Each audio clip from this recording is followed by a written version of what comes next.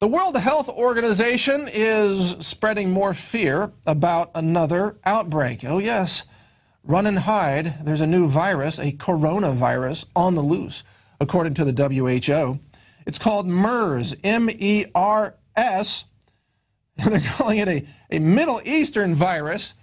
You ever notice how the WHO always blames some region of the world that they would like to turn into an enemy? You know, it's like a Hong Kong virus. It's a Mexican virus. Now it's a Middle Eastern virus. Why not just call it the Al-Qaeda flu? You know, just get right to the chase. But you notice they never say any viruses ever originate in America. It's not like the USA coronavirus pandemic. They would never announce that. It's always some third world or developing nation group or some political enemy. Yeah, it's Chinese virus, gonna get you. Pigs from Hong Kong. It's just, it's insane.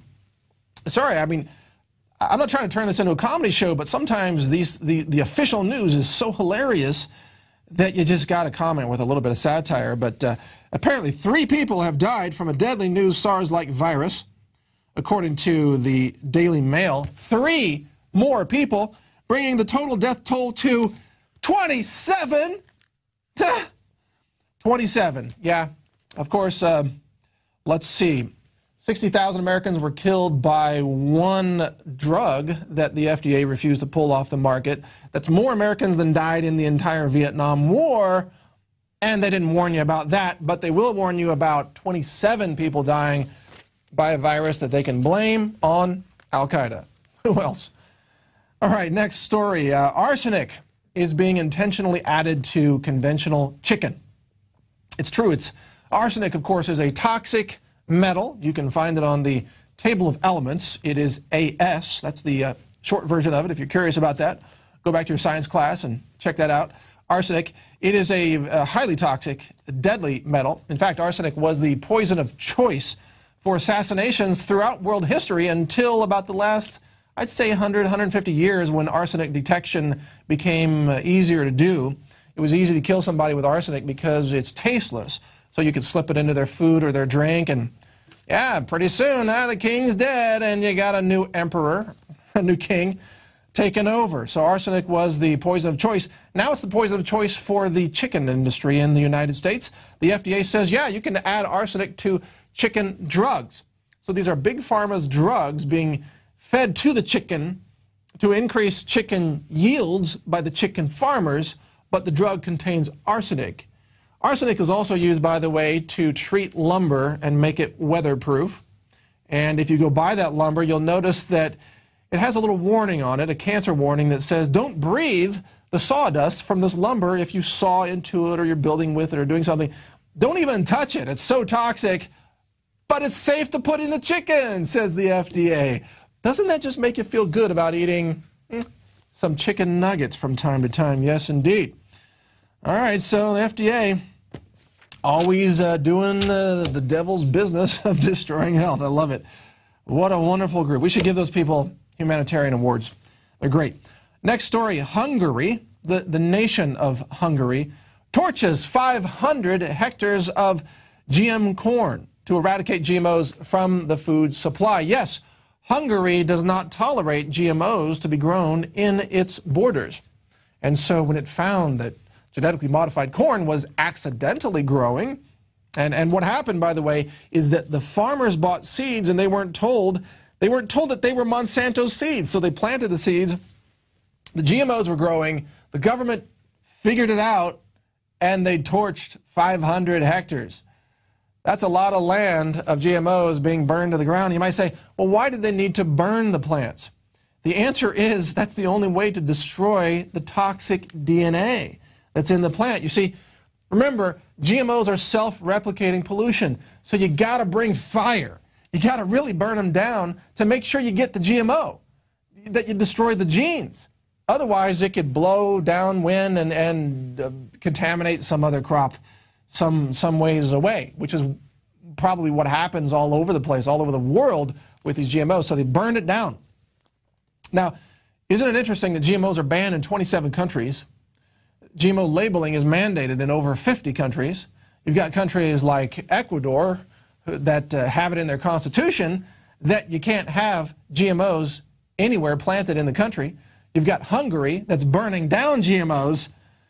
And then you've got America that says, hey, all your children should eat more GMOs. Isn't it lovely? And you've got the Obama administration, which in 2007 promised that we should all have the right to know what we're eating and that GMOs should be labeled.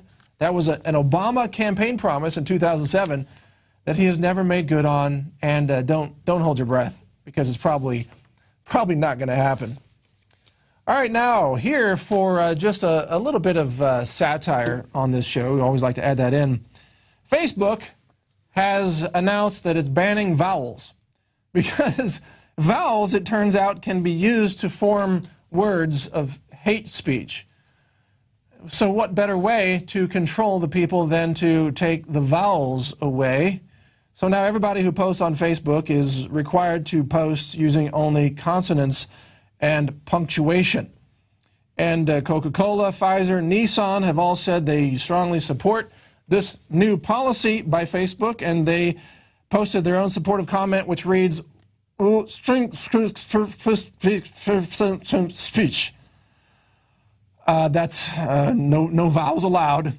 A, E, I, O, and U are the new weapons of truth.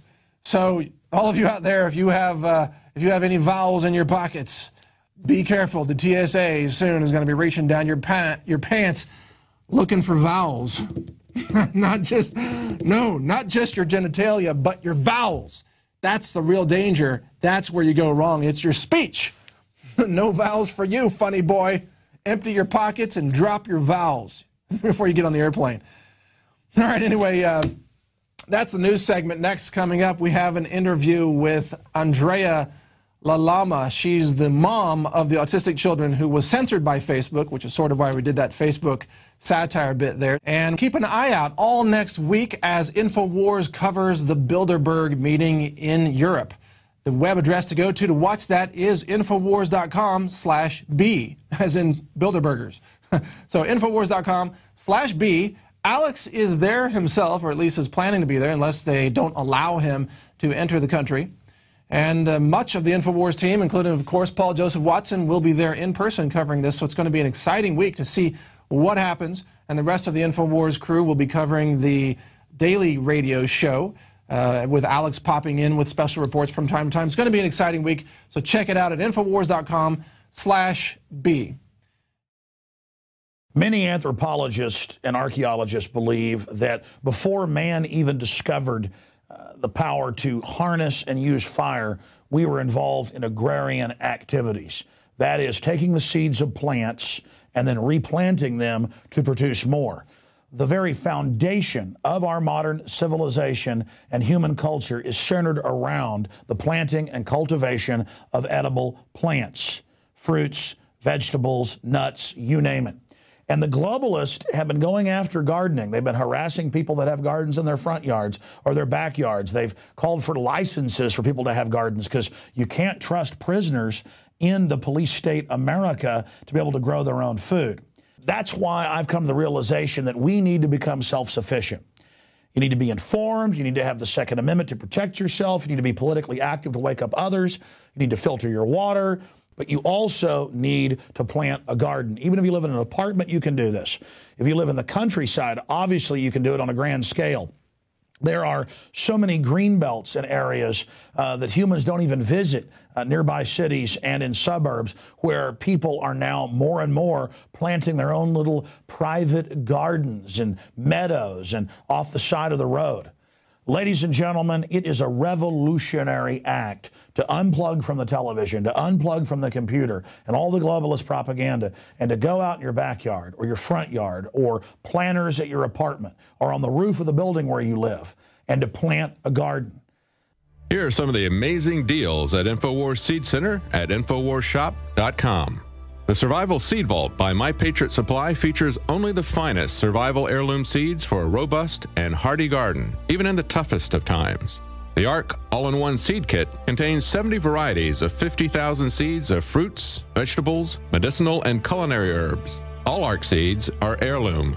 Each type is labeled and sealed separately. For ease of use and longevity, the Deluxe Emergency Seed Bank combines 3 of Emergency Seed Bank's top sellers: the Family Survival Emergency Seed Bank, the Medicinal Herb Seeds Pack, and the Culinary Herb Seeds Pack. We also have starter varieties of the Deluxe Seed Packages for fruit, salad, salsa, peppers, and medicinal herbs and more. Go to the InfoWars Seed Center at InfoWarsShop.com. A little seed can grow a huge tree that produces fruit for up to 50 years. We have the best life bombs. That's what these are. We have the best weapons against death out there at the lowest prices, waiting for you to lovingly plant them and lovingly grow them and lovingly eat them and share them with others. We will strike back against the New World Order, and this is only one more initiative in our fight against them. So please join us at InfoWarsShop.com, or you can link through at InfoWars.com at the InfoWars Seed Center.